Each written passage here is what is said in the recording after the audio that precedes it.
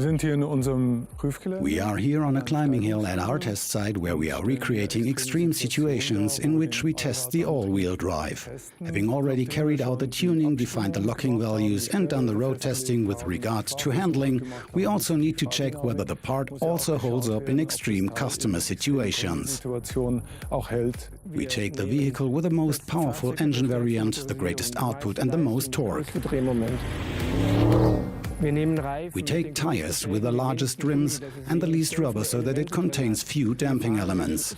We drive in the sharpest drive select mode and disable the ESC completely.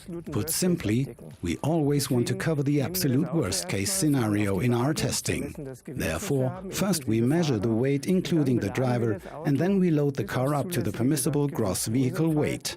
In this case, we have loaded it with 25 sacks weighing 20 kilograms each. So in total we have 500 kilograms plus the driver, meaning that we are absolutely at the limits of what is permissible.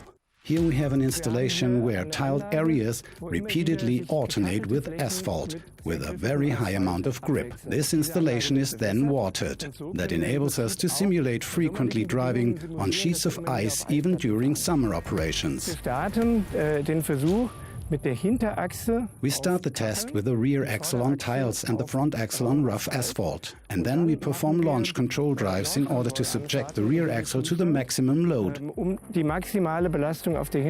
It is very heavily loaded and then suddenly comes from the patch of ice onto the asphalt and experiences very high torque peaks accordingly. And if my rear axle is on ice, all of the torque that I need to get this heavy vehicle up the mountain must be distributed over a single axle. This means that the center differential needs to distribute the torque and balance out the rotational speeds with a full engine load all at the same time. Of course, that is an extreme load for this part, but it must be able to do it and must not suffer any damage. To conclude the test, we then drive over the entire patchwork quilt of ice and asphalt with full load acceleration. That results in very heavy impacts throughout the powertrain. But no damage is permissible there either. The benefits to the customer are that their center differential will never go to pieces and also that the rest of the drive will hold up for 300,000 kilometers or more.